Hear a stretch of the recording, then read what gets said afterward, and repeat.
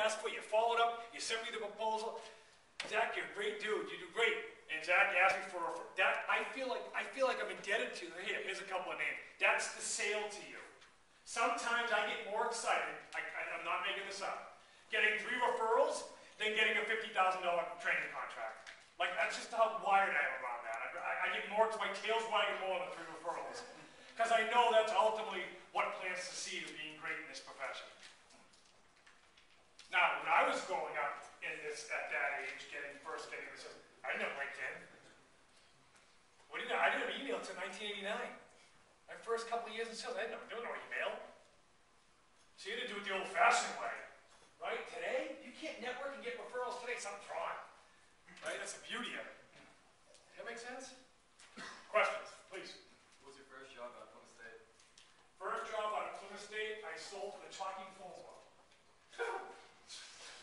So you have the regular phone book, a lot of us talking. There was a little circle with a phone in there, so a consumer at home could sit there all day and they could listen to the ad over the phone. We're out of business. Please. What are some of your top uncovering needs or payout questions that you would ask a client?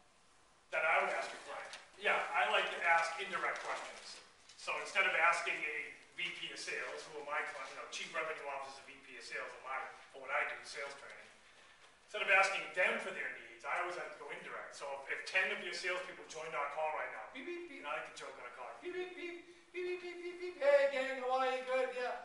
What would they be telling me their needs are? I like to have people speak on somebody else's behalf. I think that's a better way to get the truth out of somebody. So I like to ask indirect questions versus direct questions.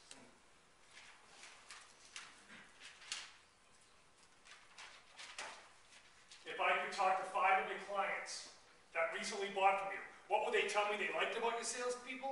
What would they tell me your salespeople could improve upon? If I talked to 5 people that didn't buy from your salespeople, what would they be telling me they liked about your salespeople and didn't like about your salespeople? Everything's indirect. See how that's another indirect question? Anybody else, please? You talked about frequently asked questions. Yeah. Give some examples and go over why it's important again. Yeah, example on what? Well, what is a frequently asked question? Oh, like it's questions that clients tend to ask a salesperson the same questions. Okay, like in my profession, I get asked, who are you? What clients are you working with? What is the flavor of your content? What's unique about your curriculum? How much are you?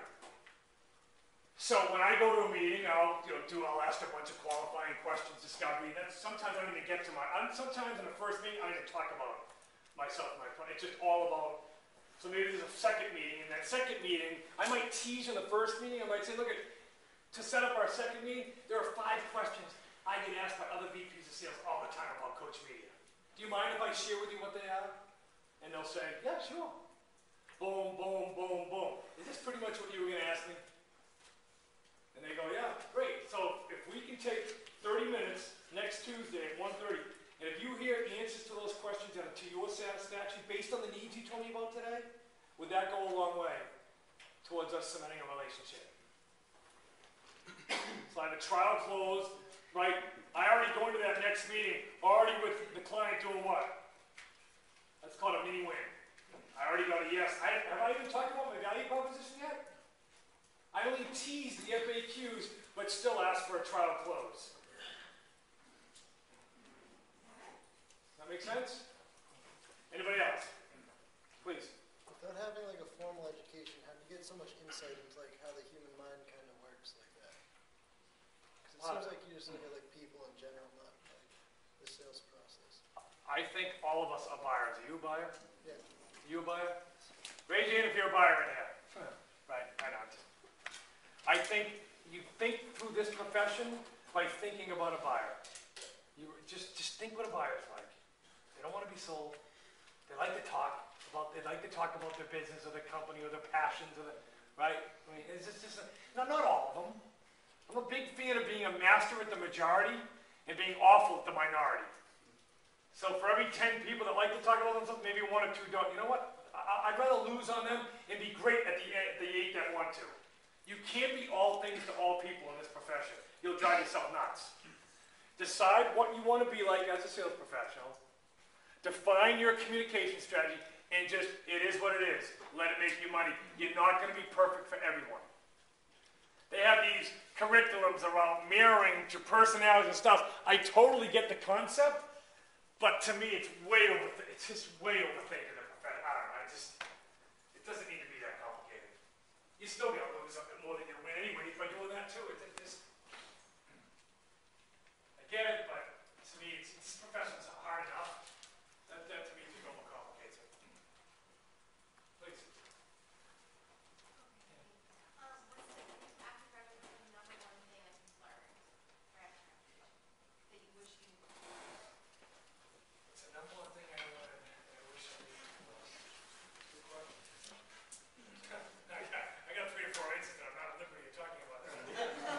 That's for sure. Stop it, yeah. I wish I hadn't created Budweiser. How about that?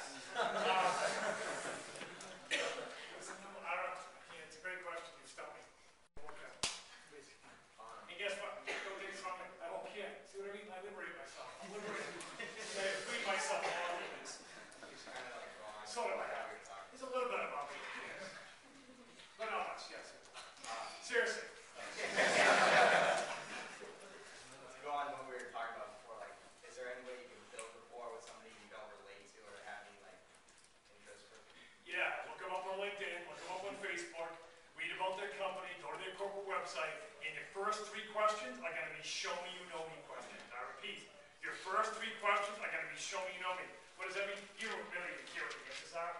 You just want to tease your question by having them listen to the question and go, God, this guy prepared for the meeting. He understands my business. He understands I used to work over at Blank, because he saw that on LinkedIn. So you just tease people with 3 or 4 show me you know me questions, and then they're like, okay, dude, you did your homework. Alternatively, what's the opposite of that? You ask just what I call dummy questions. What do you guys do for business? Like if you're a buyer and somebody asks you that, what's your immediate thought?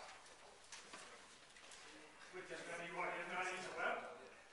It's just, we live in it, but back years and years, you could ask that, you couldn't find information anywhere. So back in the old school, that was, but not. Please.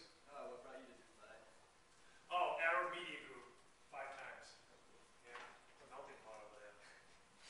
But I left all 5 times I got on the airplane to come back. I had the same thought. English, we're the only language that could have offered that training. I was part happy about that, but a little part of me was like, kind of sad too. But English, no other trainer could have been over there unless you spoke English, because that was the only language that everybody, and I had on average 30 people in a room. It's a big company. Well, when I went over there, I'd go find it, Monday training, Tuesday trip, all day, like straight through. I left on Friday, I was like exhausted. You know? Anybody else? Please. This is about your company. Does anyone work for you, or do you do it all? Yeah, I have a guy who looks like Shrek. Oh, Yeah. He's got little small little legs, so I call him Tweety Bird. He's bald. He calls me the donkey. Do you got like a main office, or do you just work out? Yeah, I just work out of the house. Huh? Must be. Yeah, no, it's fun. I can't tell you how much fun I'm having. It's scary to love what you do. Please. How much did you network in college, and do you wish you had done more at the time? There you go. There's the answer to the question right there. That is the answer to. Thank you very much. I was awful at that.